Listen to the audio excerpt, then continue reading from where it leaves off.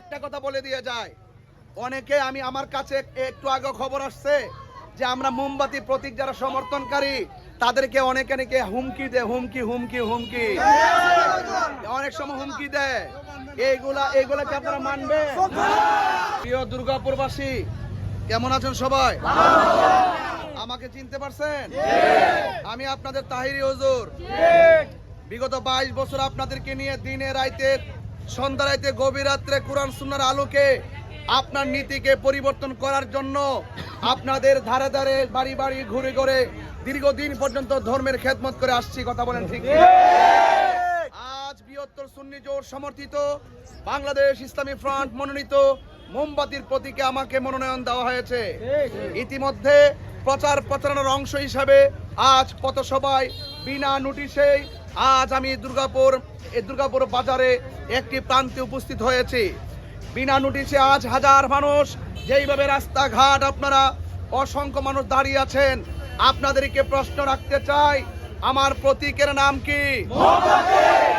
মোমবাতি নিজে জ্বলে অন্যকে আলোকিত করে, ঠিক কিনা?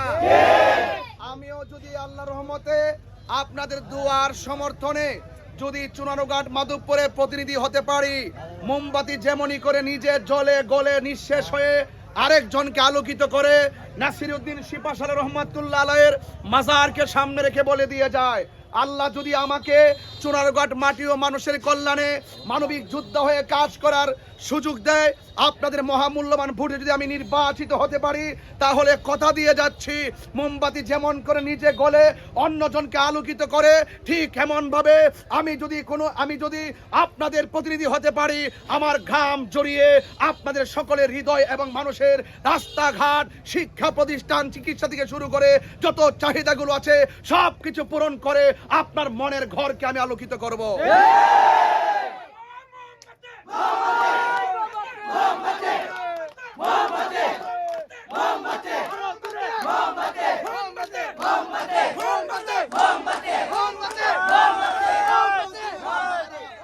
নামাজের টাইম হয়ে যাচ্ছে প্রায়, আমি লম্বা করছি না, শুধু এতটুকু বলতে চাই যে আপনারা সবাই মোমবাতির পক্ষে থাকবেন।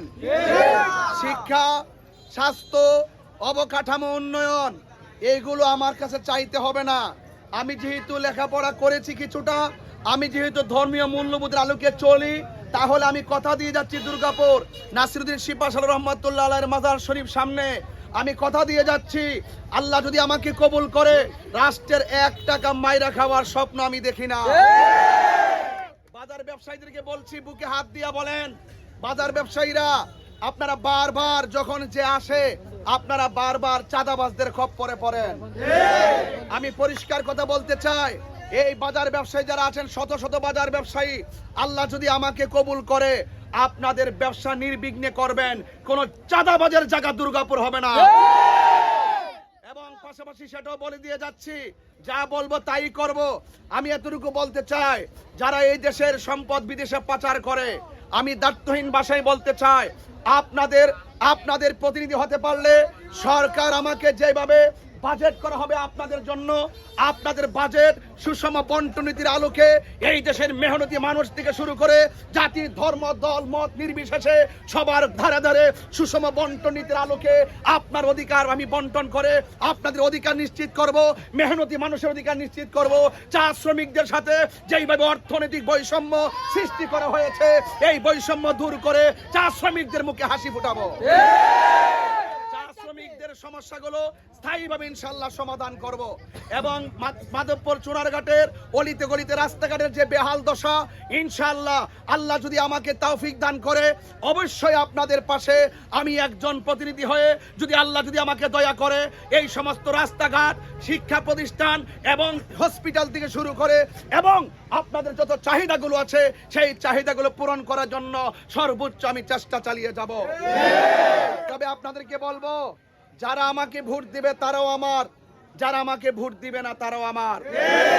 এই দেশে 53 বছর আমরা দেখেছি, যারা ক্ষমতায় আসে তারা মনে করে দেশ তাদের, আর যারা ক্ষমতায় পরাজয় বরণ করে তাদের উপরে জুলুম নির্যাতন করা হয় এবং তাদেরকে হামলা মামলা ঝরানো হয়। আমি পরিষ্কার ভাষায় বলতে চাই, হামলা মামলার রাজনীতি বন্ধ করতে হবে, রক্তের রাজনীতি বন্ধ করতে হবে। খুনের রাজনীতি বন্ধ করতে হবে, গুমের রাজনীতি বন্ধ করতে হবে, ভালোবাসার রাজনীতি করতে হবে, সম্প্রীতির রাজনীতি করতে হবে, শান্তির রাজনীতি করতে হবে, কোরআন সুন্নাহর আলোকে আদর্শবান রাজনীতি করতে হবে। কথা বলেন ঠিক কিনা? আপনারা সবাই আমার জন্য দোয়া করবেন, বাড়িতে মা বোনদেরকে আমার সালাম দিবেন, আমার জন্য দোয়া করতে বলবেন এবং মোমবাতির প্রতীকে আপনারা মহামূল্যবান ভোট দিবেন। পরিষ্কার জয় হোক মানুষের, জয় হোক মেহনতি মানুষের, জয় হোক মোমবাতি প্রতীকের। আসসালামু আলাইকুম ওয়া রাহমাতুল্লাহি ওয়া বারাকাতুহু।